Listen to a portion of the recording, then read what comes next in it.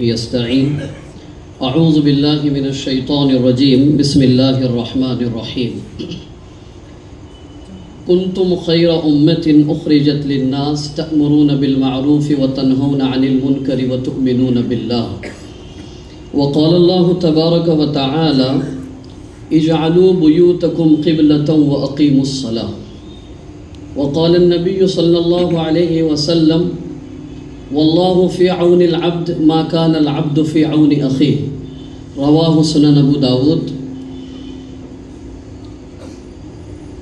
آج کے اس اہم پروگرام میں جو مقامی تنظیم ہمدرد انسانیت اور ملکی سطح کی تنظیم صفا بیت المال انڈیا اور ممبر و محراب فاؤنڈیشن انڈیا کے اشتراک سے ملک کے بدلتے حالات میں کچھ بدلتے کام، اس کی صدارت فرما رہے ہیں مرکزی صدر حضرت مولانا غیاث احمد صاحب رشادی دامت برکاتہم، حضرت مولانا نذیر احمد صاحب رشادی دامت برکاتہم، حضرت مفتی اویس صاحب، مفتی سالم صاحب، مفتی عبدالغفار صاحب اور مفتی اویس صاحب، مولانا رمضان صاحب۔ یہ نام لینے کے پیچھے میری دو تین وجوہات ہے، وقت کا ضیاع نہیں ہے، یہ نام کے پیچھے میری وجہ ہے، میں درمیانی گفتگو اس پر بات کروں گا۔ اور تنظیم ہمدرد انسانیت کے صدر اور ان کے تمام رفقا، صدر حضرت حافظ محبوب صاحب نداف اور ان کے تمام رفقا، مجھے آج کی اس گفتگو میں سب سے پہلی جو بات ابھی کہی ہے حضرت مولانا رمضان صاحب نے کہ صدر جمعیت علماء ہند، تو میں صدر نہیں ہوں فی الحال، میں کارگزار صدر ہوں۔ صدر جو ہے جیسے ابھی مفتی اویس صاحب بتا رہے تھے کہ پانی کی عدم موجودگی میں تیمم ہے، تو ابھی پانی موجود نہیں ہے اس لیے مٹی سے کام چلایا جا رہا ہے، تو پانی وہاں پہ ہے ساؤتھ افریقہ میں حضرت مولانا ابراہیم صاحب، تو میں کارگزار صدر ہوں۔ صدر مولانا ابراہیم صاحب ہے اور ایک بہت اہم مشن پر ہے، آپ تمام حضرات ان کے لیے دعا فرمائیں کہ اللہ تبارک و تعالیٰ ان کے دعوتی سفر کو آسان، کامیاب اور مقبول فرمائیں۔ ملک کے بدلتے حالات، ایسا نہیں ہے کہ 2030 میں ہی حالات بدل رہے ملک کے، اس لیے یہ پروگرام لیا گیا ہے۔ اللہ تعالیٰ نے قرآن مجید میں ایک اصول بیان فرمائے، وہ نیچر لا ہے، وہ یہ ہے کہ اللہ تبارک و تعالیٰ مسلسل حالات بدلتے رہتے ہیں، قوموں کے بھی اور افراد کے بھی، ملکوں کے بھی، حکومتوں کے بھی۔ تو یہاں جتنے بھی لوگ ہیں ایک چیز کو یہاں پر قیام ہے، وہ ہے تبدیلی، چینجز، یہ مسلسل آتے رہیں گے، اور یہ آنا اس لیے ہے کہ اللہ تبارک و تعالیٰ مختلف صلاحیتیں رکھنے والے لوگ اپنی صلاحیتوں کو دین، ملت اور وطن تینوں کے لیے استعمال کرتے رہیں۔ مجھے ہم لوگ امت کے لیے کام کرنا ہے۔ اب یہاں تقریباً علماء کرام جو موجود ہیں، جو ابھی مقررین باقی ہیں، خاص طور پہ صدر محترم، وہ تو 15 نکاتی پروگرام کی تفصیلی گفتگو آپ کے سامنے رکھیں گے۔ میں انہی پروگرام میں سے جو میں نے پڑھا اور جو میں نے سمجھا ہے اس پر بات کر رہا ہوں۔ سب سے پہلی چیز، امت کو جس کام پر کھڑا کرنے کی ضرورت ہے اس کے اپنے نفس کا تزکیہ ہے۔ اصل میں کیوں؟ قرآن مجید نے واضح طور پہ فرمایا ہے ان اللہ لا یغیر ما بقوم حتی یغیروا ما بانفسہم،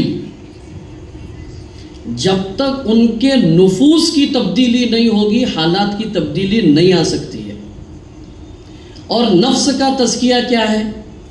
نفس کا تزکیہ یہ ہے کہ وہ اپنے نفس میں اٹھنے والے اللہ کی نافرمانی کے جذبات کو کنٹرول کرتے ہوئے نفس میں اٹھنے والی اللہ کی فرما برداری اور ملک و ملت کی خدمات کو پروان چڑھاتا رہے، اس کا نام ہے تزکیہ نفس۔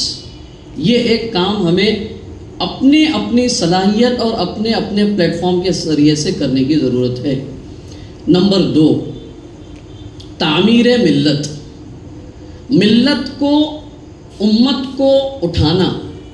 امت کو اٹھانے کے سلسلے میں دیکھیے، بنی اسرائیل بڑی زوال کا جب شکار تھی، اللہ تعالیٰ نے اس وقت، میں نے شروع میں جو آیتیں پڑھی اس کا ترجمہ میں نے نہیں کیا،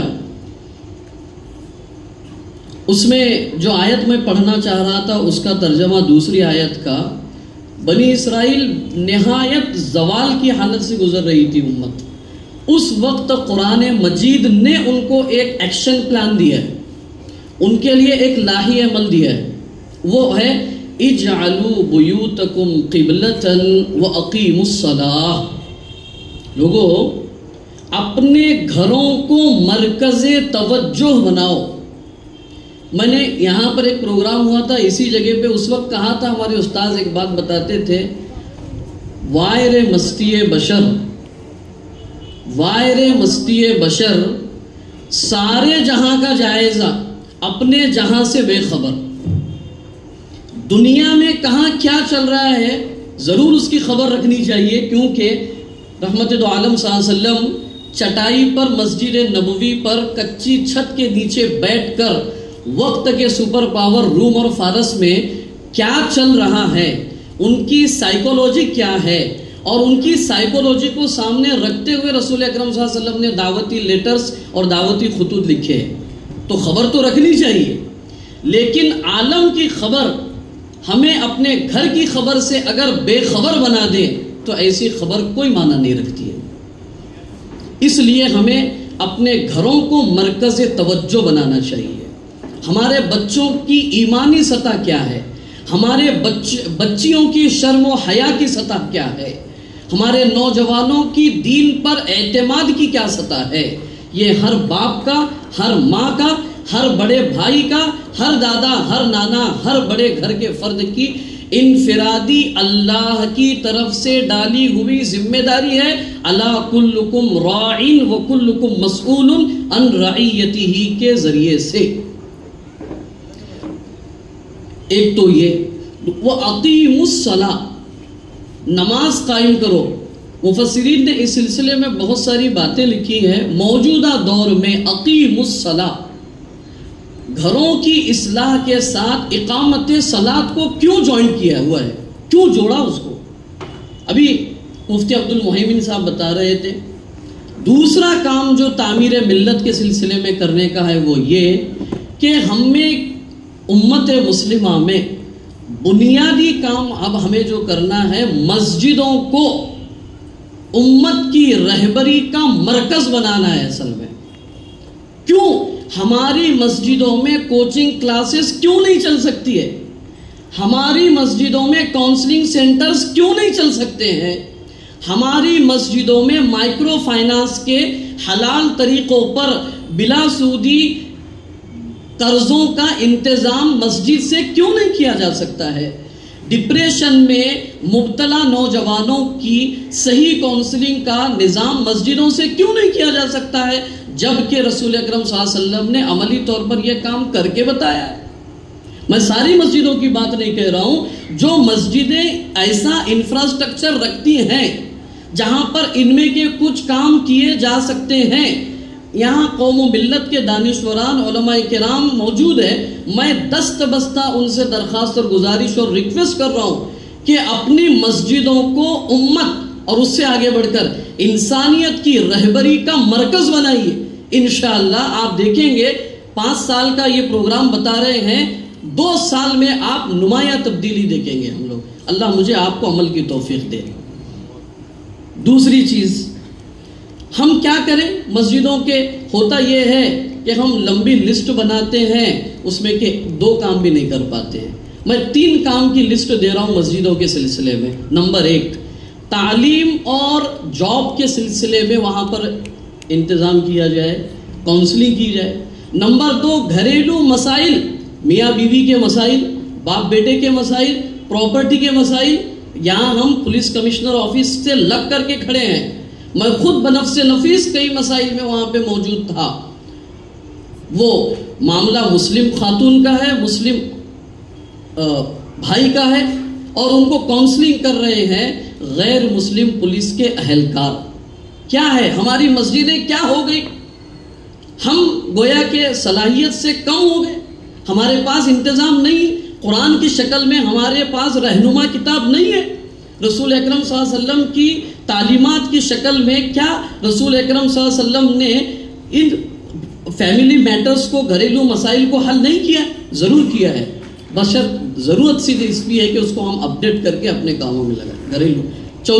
تیسری چیز، ہاسپٹلز کے سلسلے میں یہ ڈیلیوری کے مسائل ہوتے ہیں، آپریشنز کے مسائل ہوتے ہیں، اس میں بہت سارے ہمارے احباب میڈیکل فیلڈ سے بھی تعلق رکھنے والے احباب ہیں، بہت سارا ہمارا پیسہ، بہت ساری ہماری سرمایہ وہاں پر اگر ضائع نہ کہوں تو بے ضرورت تو بہرحال ضرور جا رہا ہے وہاں پہ، اس کے لیے سلسلے میں یہ کام ہونا چاہیے۔ بہرکیف یہ کچھ چیزیں تھی، اور 3 چیزیں جو میں نے کہا، نفس کا تزکیہ، امت کی تعمیر کے لیے کیا کام کرنا ہے وہ ایک بتا دیا، گھر اور مسجد۔ تیسری اور آخری چیز کہہ کے بات کو ختم کر رہا ہوں، وہ یہ ہے اللہ نے ہمیں اس ملک میں منصوبے کے تحت میں اللہ کے دین کو اللہ کے بندوں تک پہنچانے کے لیے اس سرزمین پر پیدا کیا ہے۔ اور میں آپ کو حوالے کر کے جا رہا ہوں وہ بات اللہ کے رسول صلی اللہ علیہ وسلم کو جو اللہ نے فرمائی، یا ایھا الرسول، اے رسول بلغ ما انزل الیک من ربک، آپ کے رب کی طرف سے جو چیز آپ کو دی گئی ہے اس کو آپ لوگوں تک پہنچائیے۔ اگر اگلا جملہ آپ سنیں گے تو ہمارے رونگٹے کھڑے ہونا چاہیے، وَإِن لَمْ تَفْعَلْ فَمَا بَلَّغْتَ رِسَالَتَهُ، اگر آپ نے اللہ کی طرف سے نازل شدہ چیز جو آپ کے پاس پہنچی ہے قرآن کی شکل میں، دین اسلام کی شکل میں، اگر آپ نے وہ بندوں تک نہیں پہنچایا، آپ سن لیجئے آپ نے رسول بنانے کا حق ادا نہیں کیا۔ یہ رسول اکرم صلی اللہ علیہ وسلم کو فرما رہے ہیں، حالانکہ آپ نے حجۃ الوداع میں فرمایا الا هل بلغت، 1.25 لاکھ کی مجمع میں آج ہم اپنے گھر میں بیٹھ کر یہ سوال نہیں کر سکتے ہیں کیا میں نے تم کو پورا دین سکھایا؟ ہمیں کا کوئی بندہ ہے جو اپنے گھر میں یہ سوال کر سکے کہ کیا میں نے تم تک دین پہنچایا پورا؟ بیوی کہے گی نہیں، بچے کہیں گے نہیں، والدین کہیں گے نہیں۔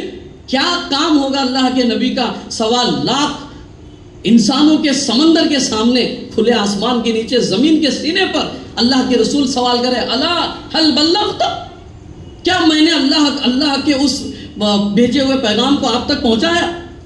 اللہ اکبر، وہ پورے 1.25 لاکھ کے ٹھاٹے مارتے سمندر نے انسانوں کے ایک زبان ہو کر کے کہا تھا بلا قد بلغت ونصحت وادیت، آپ نے حق ادا کر دیا، آپ نے پہنچا دی بات ہم تک۔